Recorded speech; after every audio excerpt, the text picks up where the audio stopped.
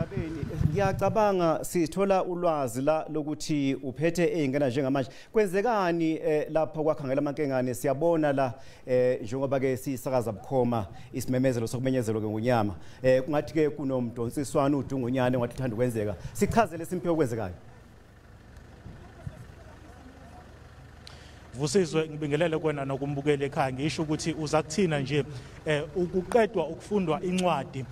yefa nekuyiyona ememezele umntwana ke uMisuzulu Zulu njengenkosi entsha yesizwe samaZulu kube sekukhona ke ilungu lomndeni waseNdlunkulu eliphakamile lacela ukubuza umbuzo kepha umntwana wakaphinda angene akalivumelanga ukuba libuze lo mbuzo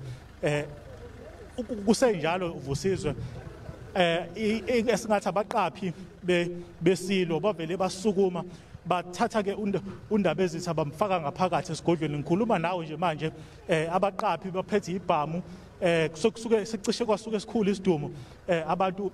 abebekhona la bengcenye yawo lo mhlangano besola ukuthi khona abekuhleliwe ukuthi kwenziwe emuva nje kokuba kumenyezelwe igama lika undaba ezitha uMisuzulu Zulu njengesilo esisha sakwaZulu. Vusizwe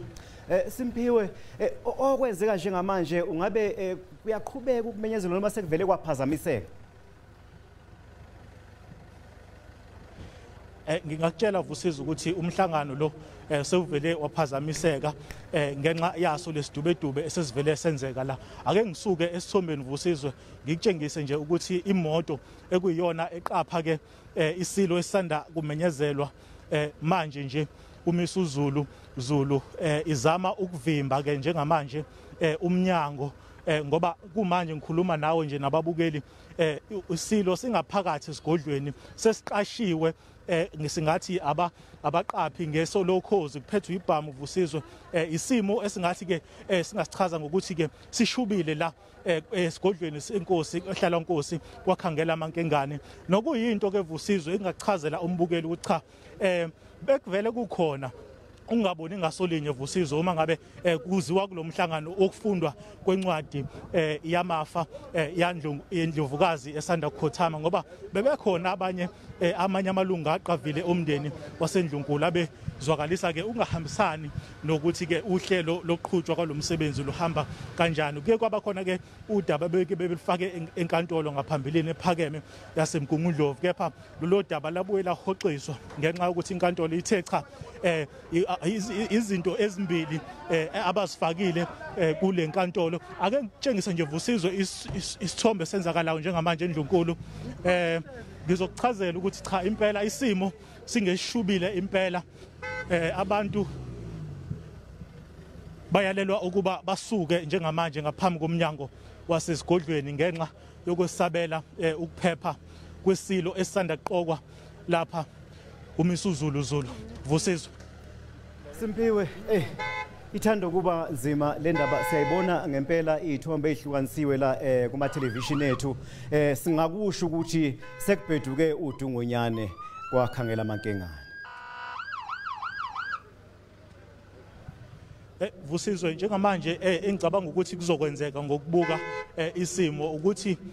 isilo esisanda kuqokwa uMisuzulu Zulu uzokhishwa esigodlweni eqashwe amaphoyisa ngeso lokhozi ukulandela ke phela lesidubedube esicishe senzeka nalapho khona ethathwe wagijinyiswa oyofakwa esigodlweni emuva kokuba ke ilinye lelungu laseNdlunkulu liphakamile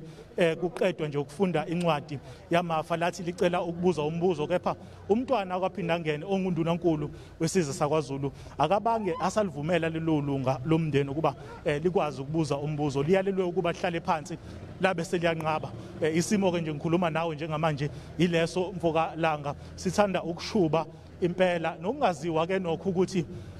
kuzokwenzakalani ukusuka manje kuya phambili nazi izithombe zakho Vusizwe uyasibona isilo esisanda kuqokwa siqashiwe siyathathwa siyofakwa njengamanje emotweni ngaphansi kweso elokhozi siqashwe ke kakhulu ngizocela nje uza kwethu undaba ezinhle khumalo ukuba asuke ukuze akwazi ukuphepha naye ngalesikhathi ekubukeka engathi ke sithanda ukushuba isimo. Bangathi akhala, babuya nina uthi khulana kadama Njengoba ngishilo Vusizwe ukuthi lokhu bekuyisimo abanye abebengathi bebengasilindela ngoba kuze kufikwe la kukhona namhlanje ebevele eshilo amanye amalungu aseNdlunkulu ukuthi cha wona awaneme ngendlela ke lolu daba olusingathwe ngayo kepha engacacisa njengamanje ukuthi umhlangano lo obukhona lapha etendeni usuthanda ukuthi ke uphazamiseke kakhulu ngenxa yalesigameko esisanda kwenzeka njengamanje bonke abantu bebelindele ukuzwa ukuthi ke kuzokwenzakalana mhlambe asikwamukele indaba ezitha sikubingelele indaba zesiZulu sibuza ukuthi kwenzakalana eNdlunkulu cha sibonge akukho kutheni isikhathi nje samaqiniso esibhekane naso so kuyenzeka ke uma kuneqiniso phela siyisizwe esinamandla isizwe sakwaZulu isizwe samandla lokho kufuna ukwesaba Ndaba sesibonga kulo sikhathi sakho okay asithokoze ilungu ke lomndeni waseNdlunkulu lesikhuluma ngalo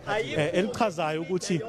bekuvele kulindelekile ukuba kube nesimo esithanda ukuthi sibe bucayi Vusizwe sesiyaleliwe ke njengabezindaba ukuthi asiphumele ngaphandle esigodlweni ngibuyisela intambo kwenegoli